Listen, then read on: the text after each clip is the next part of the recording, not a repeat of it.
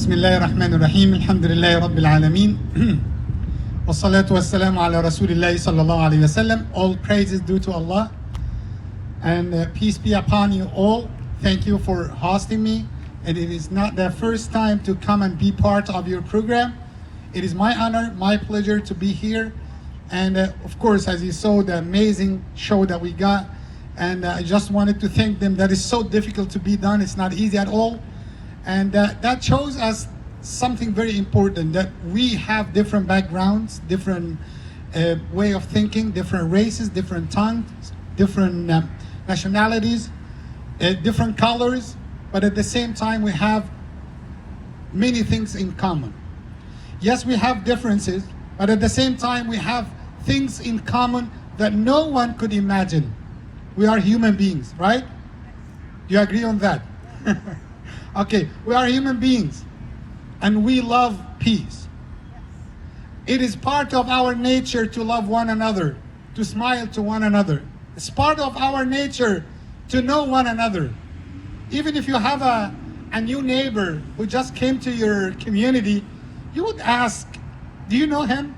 Do you know where he's from? Do you know which language that he's talking? So by our nature, we are yearning to know one another. That is part of our for the human nature.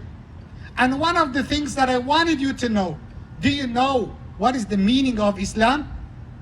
Do you know what is the meaning of the word Islam? The word Islam means peace. The word Islam means peace. Our religion, peace is not part of culture. Peace is a religion for the Muslims. And one of the common things that I see, it is like one of the misconceptions that people do not know about us. They just hear about us. And I always say in my congregation, whenever I go to the synagogues, to the churches, I say to people, hear from us, not about us. Because if you were to know the values, the basics, the teachings that we believe in, that might shock you to the point that you wouldn't believe that we have Muslims. That's the first time to know that you Muslims are believing in Moses, in Jesus, in Abraham, in Isaac, in Joseph, in Noah, in all the prophets and the messengers of God. I am the person who came originally from Egypt, and I studied in the oldest university, Islamic university. It is called Al-Azhar, which is 1,120 years old. That's the university. What I know about Islam, lots of people do not know because they didn't read about Islam, they didn't know about Islam. You know how many times we have something, it is called the prophetic statements. You know how many times that in the prophetic statements the word peace was mentioned? 1,120 times. In the Quran, the divine text, the word peace was mentioned more than 10 times. And let me tell you what is the definition, who is the real Muslim. And that you can put it as a criteria for yourself afterwards, so you can differentiate between who is the right and who is the wrong, who is practicing and who is not. The Prophet Muhammad, peace be upon him, said that the real Muslim is the one that everyone will be saved from his tongue and hand.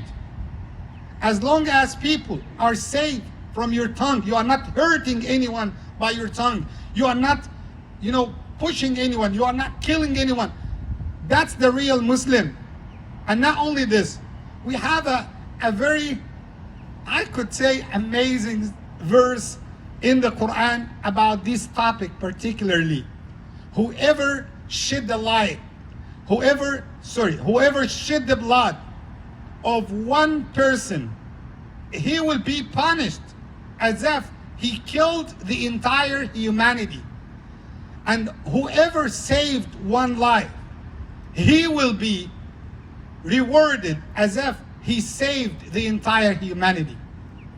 We are talking today not only about peace, but we want to, before establishing peace in the United States, Or in the world, we should talk about racism. I came here with our sister who is representing the Islamic Center of Dunedin, Masjid al-Salam. I came with my wife, with my daughters, with my son. His name is Muhammad.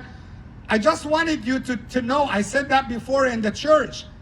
If Martin Luther King had a dream, I have a dream too.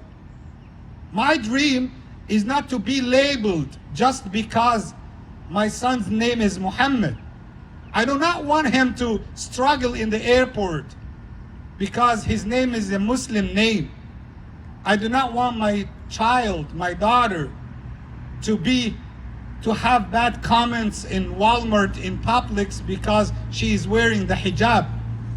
Our sister talked about freedom. Yes, freedom to do whatever you want. Freedom to believe in whatever you want. But freedom also to wear whatever you want. The real meaning, we do not need to be picky when we talk about freedom. Freedom, it means that everyone is free to do whatever he wants. Freedom has to have real meaning in our societies. Imagine if you have your daughter next to you and she is walking, shopping in a certain place, and you might have a person says, "Go back to your country, you are terrorists." Imagine that. Imagine when she was in the school and her colleagues wanted to play with her, they brought the trash to put over her head just because you are a Muslim. Think about this. Think about how much struggle that people still have and how much hatred still in some of the hearts. If we want to really, not only for gathering, if we want to really change, we should speak up. No more silence.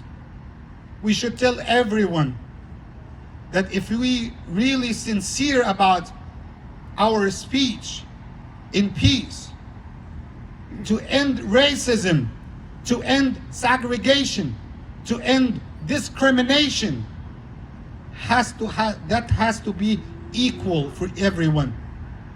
Thank you for listening to me. I hope my words will find a place in your hearts. And again, peace be upon you. Assalamu alaikum wa rahmatullah. Thank you.